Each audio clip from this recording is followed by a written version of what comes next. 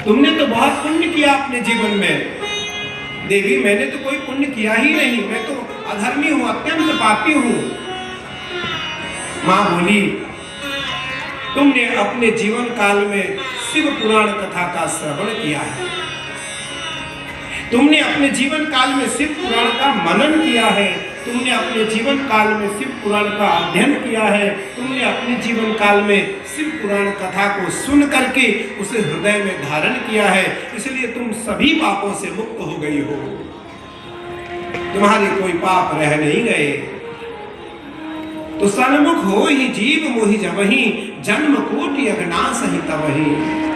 जब कोई भगवान के समीप खड़ा हो जाता है एक पल के लिए, एक क्षण के लिए, तो उसके सारे कई जन्मों के पाप पल भर में मिट जाते हैं।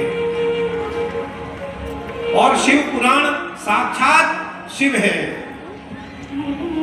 शिव पुराण साक्षात महेश्वर, शिव पुराण साक्षात भगवान शिव है। शिव पुराण और शिव में कोई अंतर नहीं है। मैं तो नरेश आनंद जी को अपने सिर से बधाई देता हूँ, इन्होंने क्या तय किया। आज इन्होंने, हमने देखा कि शिव पुराण बहुत सारे मंगवाए और उस शिव पुराण को मेरे द्वारा ही अपने सभी विशिष्ट जनों को बंटवा रहे हैं। घर घर में शिव पुराण जा रहा है।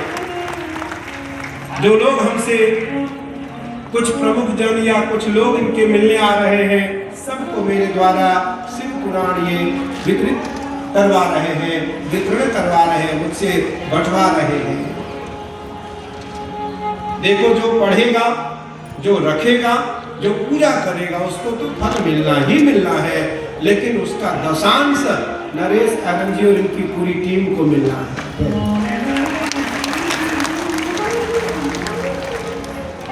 माँ भगवती चंचुला को पवित्र करती है, माँ को माँ स्पर्श करती है, चंचुला पवित्र हो जाती, माँ का वंदन करने लगी, माँ का स्मरण करने लगी, और माँ का स्मरण करते करते वह भगवती की परम सखी हो गई। देखो कहाँ वो पापनी थी, कहाँ पाप कर रही थी, पाप रते रतः, पाप में रत थी वो, और आज माई की कृपा हुई, माँ ने उस पर कृपा किया और एक पल में वो माँ की सखी बन गई। कैसा दया है माँ का, माँ की कैसी कृपा है। माँ पूछती है क्या चाहिए तुम्हें, बताओ। तो वो कहती है, हे भगवती, हे जगत जननी माँ परांबा, मुझे कुछ नहीं चाहिए, मुझे तो मेरे पति के बारे में बता दो कि वो कहाँ है।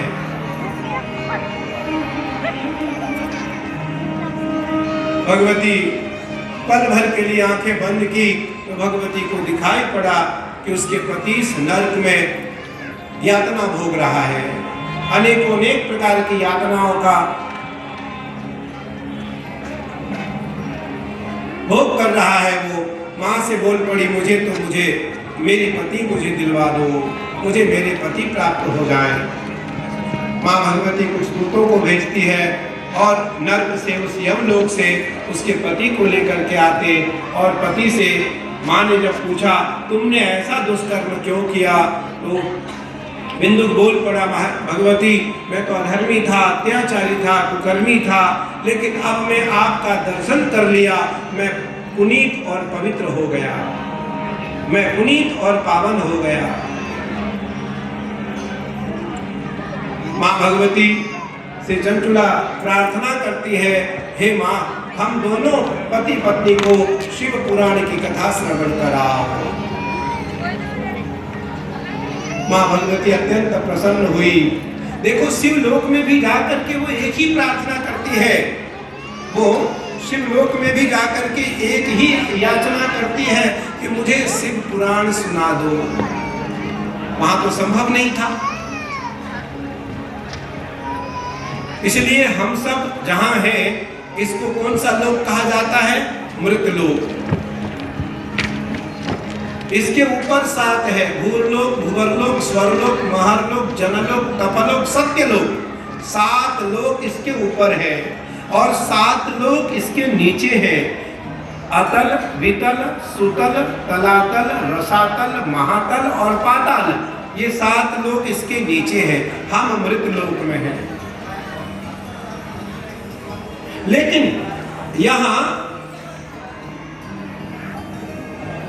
गंगा है, यहाँ गंगा है, यहाँ कावेरी है, यहाँ कृष्णा है, यहाँ गोदावरी है, यहाँ नर्मदा है, यहाँ सरयू है, यहाँ सरस्वती है, यहाँ कावेरी है, यहाँ मंदाकिनी है, यहाँ अलकनंदा है, यहाँ भागीरथी है, यहाँ नर्मदा है। ये 13 पवित्र नदियां इस धरा पर है, वहां नहीं है। फिर यहाँ माता पिता है। प्रातः काल उठ के रघुनाथा, मात पिता गुरु नावहि माता। यहाँ माता पिता और गुरु है। चौथा, यहाँ सत्संग है। बिनु सत्संग विवेक न होई, राम कृपा बिनु सुलभ न सोई। यहाँ सत्संग है। और यहाँ गावो विश्वस्य मातरः, यहाँ पृथ्वी की माँ गौ माता है। पृथ्वी की माता गौ माता है, जो वहां संभव नहीं है। ना वहां सत्संग है, ना वहां साधु संत है, ना वहां भक्तजन है, ना वहां कभी सत्संग होता। सत्संग सुनने के लिए भी भगवान शिव को इस धरा पर आना पड़ता है। और भगवान यहाँ किसी न किसी बड़े साधु के साथ बैठ करके सत्संग सुनते हैं।